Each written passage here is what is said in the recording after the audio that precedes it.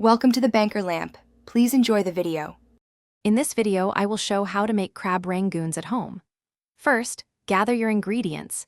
8 ounces of softened cream cheese, 6 ounces of imitation crab meat, and 1 tablespoon of Worcestershire sauce.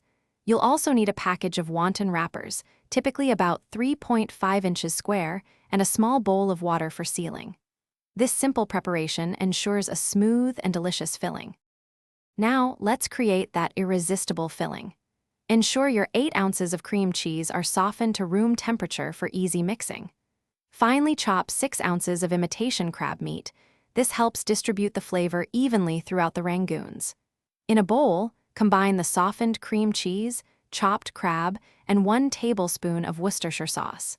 Mix until everything is well incorporated and smooth. With your filling ready, it's time to assemble. Place about 1 teaspoon of the crab mixture in the center of each wonton wrapper. Dip your finger in water and moisten the edges of the wrapper. Now, fold them into your preferred shape, whether it's a classic star, a triangle, or a simple purse, pressing firmly to seal. Fry these beauties in oil heated to 350 degrees Fahrenheit until they're beautifully golden brown and crispy.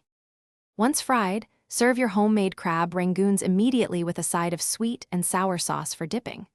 The contrast of the warm, creamy filling and the crispy wrapper is truly delightful.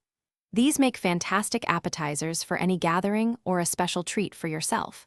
They're surprisingly easy to make and always a crowd pleaser. For more great kitchen tips and other fantastic deals, including a link to some incredibly comfortable and durable socks, be sure to check the description below this video. Thanks for watching. If this was helpful, leave a like and consider subscribing. See you next time.